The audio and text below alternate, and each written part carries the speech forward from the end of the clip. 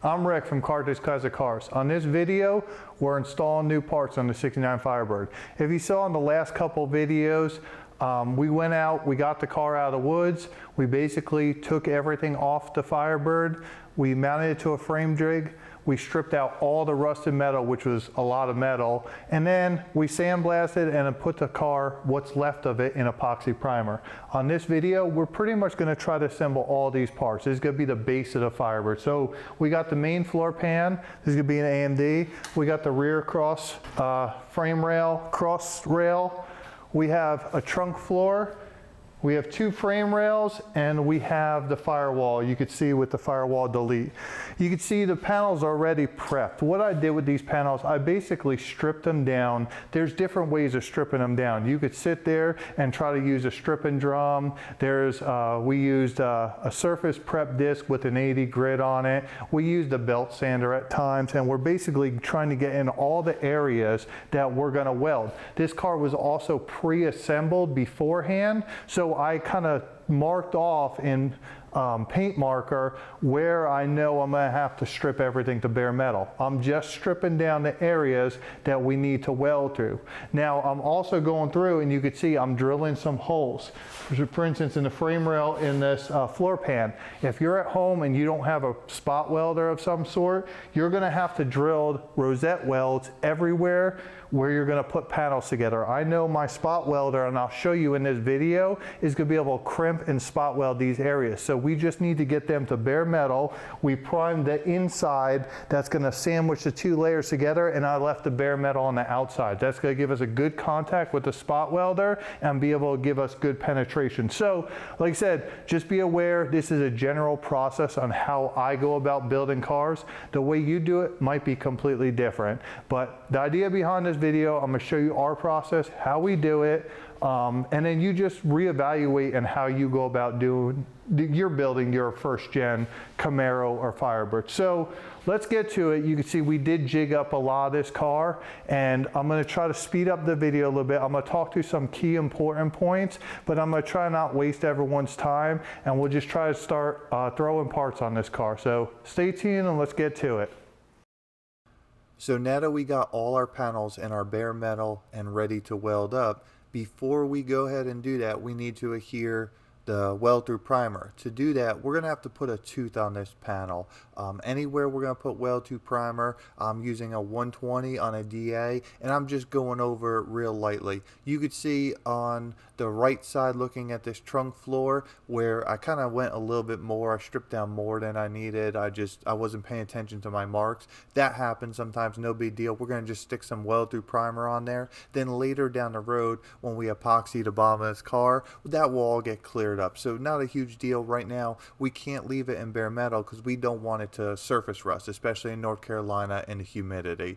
Once we did the DA, you can see we're just going to blow it off. We don't want any contaminants in the weld-through primer. We just want a clean surface to start with. So blow off all the excess material, and then we'll go ahead and take some wax and grease remover. You can see I'm wearing gloves on this, and we're going to just I'm going to wipe the whole panel in general too.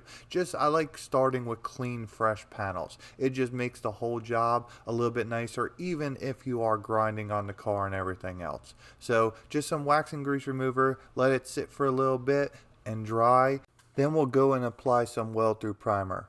Everyone always asks, so the type of weld-through primer I personally am using right now is a Seymour 20-1675 PBE. I just buy it on Amazon. For the most part, it's a good value for it, and I have no problem welding on top of this primer. My spot welder doesn't have any issues using it, so I've been really happy with it. So maybe check it out, try different primers and everything else, and see what you like the best. So we're going to go ahead and start with the frame rails. At this point, you could see we built our jig on the first video on the original frame rail. For the most part, I had these test rails, I said, already fit kind of in place. They weren't completely screwed down, but that was just to test everything, get everything down to bare metal. I drilled holes everywhere on these frame rails where there's two pieces of metal. So there's a cross rail and rail bracing on the floor pan. So the floor pan has the thick 16th inch metal, and then it's got the 18 gauge actual trunk pan. So we'll use the spot weld on the 18 gauge, but since there'll be 3 pieces of metal here, here, and here, I went through and I just drilled the holes from the bottom, and I'll come rosette weld it up through the bottom. This is really one of the few times I'll be welding from the bottom of the car. Most of the time we're trying to build from the top down and weld that way. So the frame rails, I got these through AMD. They're that X part number, so they're not AMD specific, but I did have to slightly modify the jig pieces back here. What I end up doing, I just basically cut in the shackle brackets here, the circles that the shackle bushings go in, they're an 1/8 inch higher on these rails than on the factory rails. At that point, we're nickel and diming, and it's not going to affect it. Everything else fit really good on how these rails go. So how I jigged it up was basically we're coming in from the back, and we're going to drop on the bottom. So you can see that's going to give us our side-to-side movement, and this rail is supposed to be centered. So now that we're all the way forward, let me get some straps on this one. What we're going to end up doing, there's a hole up here that right here you could see this bottom bolt. So this is our leaf spring perch on the front. That's why I told you when we were jigging this up, these are welded to the frame jig. We're going to use the front mount for the floor pan, and the side mount will be for the frame rail, and this mount will also be for the floor pan. So it's going to sit right in there. We're lining up that bolt hole, and we're going to go ahead and we're going to clamp it in the front.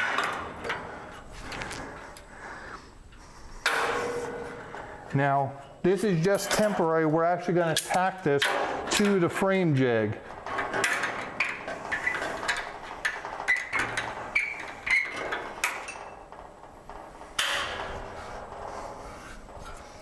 Oh, actually missed a bracket there.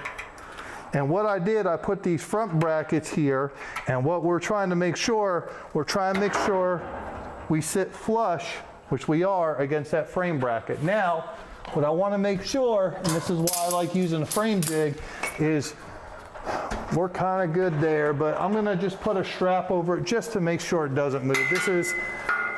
This is our insurance policy, basically. So we'll go ahead, put a strap over it just to make sure it's snug, but you could see this frame rail, it's fitting really good right up against it. So we'll stick a strap on there. And I always hear people tell me, you know, these brand new parts, they never work, they don't fit, anything like that. But for the most part, if you have the frame jig and you could kind of force them a little bit, like I said, with the clamps right there, we just helped it along, and we're just making this piece just fit really snug. Everything usually does line up pretty good. I mean, every now and then you get a bad part, but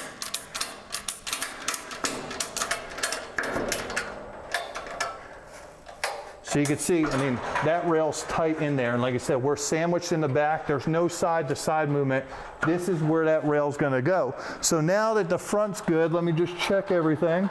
Yep, everything's right where it's gonna be. We're gonna tack these brackets just in a couple spots to make sure this rail doesn't move. And then we're gonna do the same thing on the other side. So let's get the welder fired up.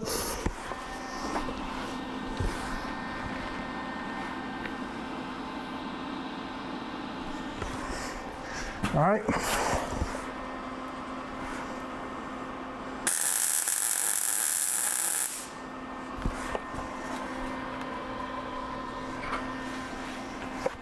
Actually, just so I could show you, I'm gonna put a little tack right in this corner. Now, the idea behind these tacks is we want to be able to easily cut them off.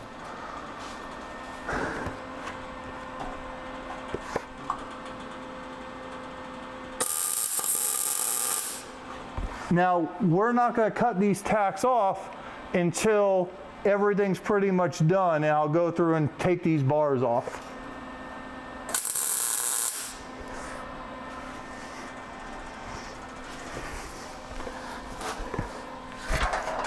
Gotta tighten up my welding helmet.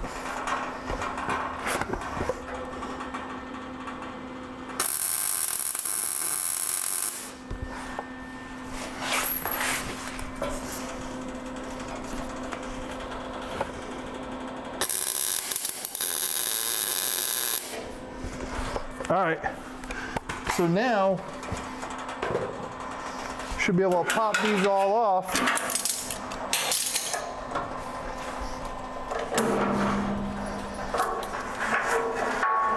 And there we go. Our frame rail is jigged in place.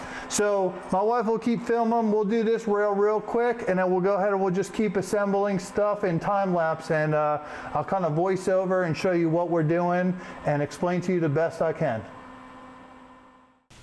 Another thing too, as I'm assembling this, I want to go over is you need to make sure while your car is on your frame jig that everything's level. You don't want this frame jig to be twisted and us trying to put frame rails in here that are cocked or anything. So make sure we're level all four corners. I did this before we started, and I just checked it not too long ago just to make sure nothing would have moved or something bumped into it. But being level is key to this whole process.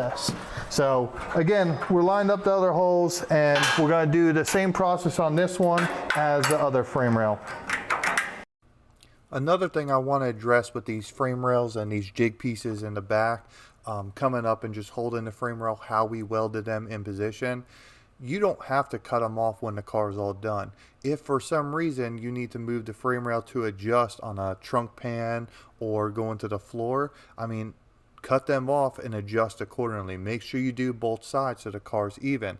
Sometimes we'll have to lift the back end up to adjust the door gap a little bit. So I would just cut off that whole jig piece and then kind of lift up that area evenly on both sides. So even though I said we're tacking them and not remove them till the very end and the car's done, that's not completely true. Now that the frame rails are tacked in place, we're going to go ahead and prepare the lower cross rail. We're going to sit there, and you saw I hammered in the edge of the frame rails just to tighten up and make sure the cross rail's not sticking out too far. To locate the cross rail, I'm going to go ahead with my wife now and install the trunk floor just temporarily. We're going to just clamp it in place right now to kind of get a reference on how high the cross rail needs to go and everything else. So right now we know we're about to pull this trunk floor back off in a second, but we still need to get it as close as we can along the whole rails and make sure we're set in place. You see, in the future we're going to put some more screws when we actually do get ready to weld in this trunk floor. But you can see the cross rail, I'm aligning it off the floor. What I found best on this cross rail was basically to kind of clamp the cross rail. You can see that clamp I'm doing right now towards the front, pulling it. The cross rail kind of wanted to stick out a little bit. I don't know if that's the trunk floor and everything else, but you can see I was just kind of clamping it, and I actually took a hammer at the very end, and then we just ended up tapping the driver's side in just a hair just to align everything really well. And then we had no issues with it lining up. I'm now going to go ahead and take one screw in each of the tabs off the frame rails into the cross rail. So that's going to hold the cross rail into place. You can see I'm just drilling a pilot hole because my self-tapping screws are just, they're not going to be able to go through that thick of a metal. Once we drill and we put these holes in there, we can go ahead and remove all the clamps from the trunk pan, take off the trunk pan, and then now our cross rail is jigged up, or not jigged, but it's screwed into place, ready to be welded where it needs to go against the frame rails. You know, I say it sometimes, but I never say it enough. I really do have to thank my wife for all she does helping on the filming and really carrying these large parts out. These are some things that are just a pain in the butt if you have to do by yourself. But we're going to go ahead and get those Pro Spot welder turned on, and you could see right now, if I was at home, I would go ahead and drill holes in the cross rail and then weld from the back of the cross rail into the frame rail. You could see I get my spot welder in there, and we could just squeeze a trigger and it welds the two together. But normally what I like to do, and this goes on putting the trunk floor in, I'll show you this in a little bit, I'm always trying to weld into the thicker metal. So the hole would go into the thinner metal, welding backing as the thicker metal, if that makes sense. So we're going to go ahead and install the trunk floor. You can see how much easier this is as a two-person job. This should be easier now because our cross rail is also centering the trunk floor where it needs to be. So we're basically focusing on our clamps on our cross rail to the trunk floor, and we're going to try to work our way forward then. You can see right now I'm clamping the gas tank straps to the cross rail. Those came as part of the trunk floor, and they're not welded onto the cross rail. So we're going to clamp those, and we're going to make sure we need to weld those also. So we're just running a bunch of clamps in the back, making sure the trunk's real tight and push forward. I'm double checking right now, making sure the trunk is pretty much flowing with both of the frame rails. You don't want any areas that are lifting up or anything like that. And then what I'm going to end up doing, I like to put screws just running, I don't know, every foot or so on the frame rails, just to make sure nowhere starts lifting up or anything while I start welding. I personally think this is some of the most important steps of the whole build process, is just making sure your parts are snug and tight together. The welding portion will come out so much better if you spend the extra time right now and just making sure there's no gaps anywhere and nothing's coming up. And so this is basically going from the back to the front on the trunk floor and just looking at all the frame rails and just running your hand through it. You can see in a little bit I'll go underneath the car, and same thing, I'm using a hammer tapping up the rails and just verifying everything's good. So right now you can see where I'm using the spot welder. This is where I would, if I was at home, have pilot holes drilled out, rosette holes, and I'll be welding down into the frame rails. Now the areas I showed you on the frame rails where I drilled the holes, that's where if I were you at home, I would weld up into the cross rails that came with the trunk floor. If you really want to go above and beyond, you could separate the cross rails from the trunk floor and go ahead and weld them on the car first, and then just put pilot holes through the whole car and weld, you know, the trunk floor one time all the way from the top. But that seems a little bit excessive. So the way I like to do it, I would like to weld all the thin 18 gauge to the frame rails, and then just MIG weld after that's all done the cross rails to the frame rails. I think that's the easiest way to do it for me personally.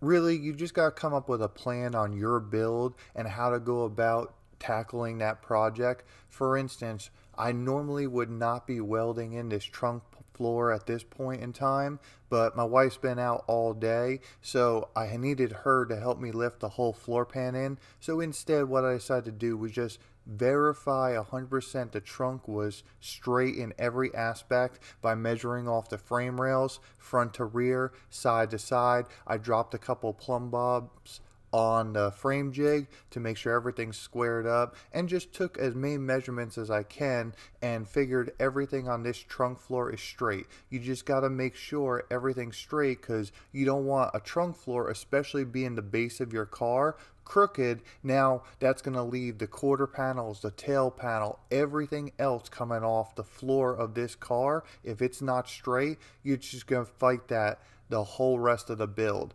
That's why I feel the frame jig is the most important. It's like the foundation of the house. We're squaring, we're leveling, we're getting everything solid and right to build off of, so the rest of the house, i.e. the car, just comes out that much better and true. It also helps to screw in and test fit as many parts as you can to make adjustments that further down the road. You know, so I don't always show it at times, but I'll go grab parts in the back and hold them up to an area just to make sure they fit on certain things. You know, throw something in there, take it back out. But back to the welding portion, you see we worked on the whole top. At this point now, I'm working, you could see the frame rails, welding them into the cross rail in the bottom of the trunk pan. Like I was saying, this is going to give a very strong support. I also want to point out there's seat belt brackets on the front floor pan. Those are welded to the floor pan itself. Make sure you weld those the same way as this. because we need to make sure stuff like this is in there solid and not going to move. So you can see there's no way to properly weld it from the top down unless you remove this cross rail in the trunk floor. But like I said, it's the way it is with the factory and how we assembled it, and we're trying to save some time. So I think it's just easier to prep the holes on it, screw everything down. You could see how tight everything is, and you could see where my spot welds ended up. And then we just go ahead and weld it right up. So right now we're gonna prep, and now my wife's back. We're gonna go ahead and put the whole entire floor pan in the Firebird. Obviously this is a two-person job. So we got the whole trunk floor completely finished up, all cleaned up. I'll go through it one more time when the project's all over, but for the most part, I finished that whole section. You see now we set the floor pan in place, and we did this first because it was easier just putting it in place, putting it in here, lifting it up a little bit so we don't have to try to squeeze it between the window and in the way of the firewall. So the firewall, you see, the importance of the jig, and I went over this in the rear a little bit, is really, if we didn't have the jig, it'd be hard right now to set the front firewall height. I mean, we can do it. You could go through frame charts and measurements and everything and verify, but we know that the last Firebird, when we took the firewall off on this car, it set right here on these pins and these plates. So that's our height in relation to the rocker. So we got this Dynacorn AC delete firewall. So the idea behind this is, so we're going to use a jig to our advantage and just slide it in place. So kind of up and over, and there's some pins we're going to just pop on. And that one's in. And let's get this side. And you see how it just drops right there in place. So what we're gonna do, and the reason we're not welding this in or anything in until we get the floor pan in, we're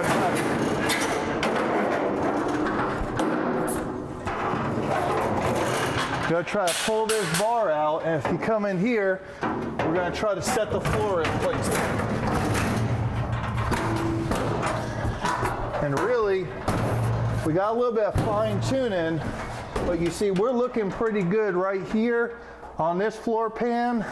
We're gonna have to pull in the inner rockers, hammer that bracket down a little bit. The back looks good, and really everything's fitting pretty decent. So I'm gonna cut you out. We're basically gonna clamp this stuff. We're gonna put some clamps in, and then we'll get to the welding portion of this. But all in all, for the first fit up, everything looks like it's fitting pretty good. So like I said, everything fit up pretty good, but we definitely want to fine tune the floor pan. So we're going to grab a couple ratchets, just pull it back to the frame rails as solid as we can. Now that we got it screwed into the back frame rail holding it, I need to lift up the floor a little bit. We're sucking it down on the frame rail, so just a jack to level out the inner rockers to the floor bracing, which is really good because the inner rockers, I'm happy they were salvageable, because I'm able to use them as a jig for pretty much the whole base of the car, which made this a little bit easier. The firewall in general fit pretty good on the Firebird, but you could see we just had some fine tuning where I put the monkey on the stick in a hole on the front and was able to roll the back of the sides of it towards the rear of the car, and then get it lined up with the floor pan, and that was it enabled me to be able to throw a couple sheet metal screws in it and get it sucked down really close. It's these fine-tune adjustments that you're gonna have to do with these new parts, and that's what I was saying earlier when everyone says the parts don't fit. When you know what to do and when you think about it a little bit, you could see moving it that much is gonna make a huge difference on the fit up. And then, like I said, you can see right now our gap rolls right down the whole side. If you don't have that base to pull off of, or the car starts moving, you could see though how you can get yourself in a lot of trouble at this step. Now that we got the whole entire floor pan, and GM is really awesome with this. I mean, this floor pan, you just threw it in there and it looks like half the car is done at this point. But what I decided to do now that everything's in, I start the welding process. I started in the center of the back of the floor pan with the MIG welder, run my rosette welds towards the outside. Now I'm working my frame rails and I'm kind of working towards the front of the car. Normally I would probably work at the top of the frame rail and work my way down, but with the spot welder and the side inner structure in the car, it was easier for me to work my way up. Don't forget, I also have screws holding these rails in. You could see them still protruding through a little bit, where I gotta go back once I'm done spot welding, remove them, and then start MIG welding. Now we're on to the rockers. Again, everything's clamped in place. There's a couple screws shot into it, but I would sit there if I were you. This is what's good about removing the outer rockers. If we put holes in this rocker, you could weld it. Technically, I think the better way to weld it, if you had the ability, would be go under the floor pan, like I said, on the thinner metal and weld to the stronger rocker. I think that's going to give you a better surface. But like I said, do whatever you can. It would really stink to lay under that car for a while. I'm pretty lucky in this aspect that I could just squeeze a trigger and it basically spot welds them together, and you could see how much faster and efficient this process is for me. After the rockers, I went through and I welded the firewall to the floor pan. Again, I started in the center with the MIG welder, worked my way towards the one side, then worked my way towards the other side. I'm now removing all my sheet metal screws around the whole entire build, and I'm going to go back through right now and weld up my sheet metal screw holes. I'm also fine-tuning a couple rosette holes that were close to a screw, and I didn't want to weld the screw on there, so we'll go back through and weld them, hammer them down. You also are going to have to weld your sheet metal screw holes sometimes through the bottom. A lot of times coming through the top, even running your weld a little bit hotter, it won't protrude all the way and leave you a little bit of a dimple. But I'm not super worried about it, because when this car's all said and done and all the metal work's done, it's going to be put on a rotisserie, so we can go through and fine tune the bottom at that point. There's also going to be one or two areas I know we're going to have to weld that the jig points were in the way, so I made a note of them on the bottom, and they're real obvious that I can see. Now that everything is welded, I'm going back through the whole car and I'm going to clean it up one time. It's just a lot easier this way. This is kind of same with the prepping the surface for the weld-through primer. There's many different things you can use.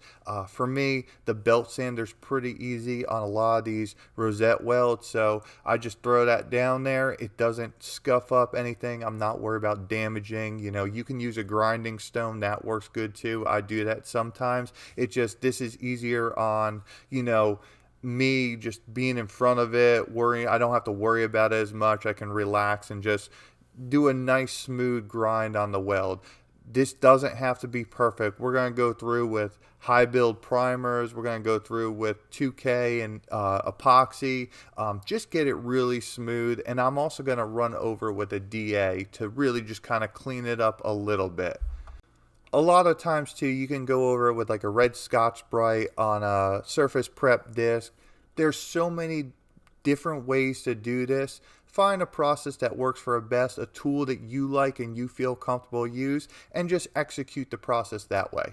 Now that all the metal work's finished, we're going to go ahead and put it in an epoxy out of a can kind of coat. It's not as good as the 2K we use. However, where we are in North Carolina, it's going to start flash rusting. So we'll go ahead and just DA everything to put that tooth on the panel, and we're going to go prep it for the epoxy protective coating. This doesn't have to be a show quality paint. I'm going to just throw it on there for the most part.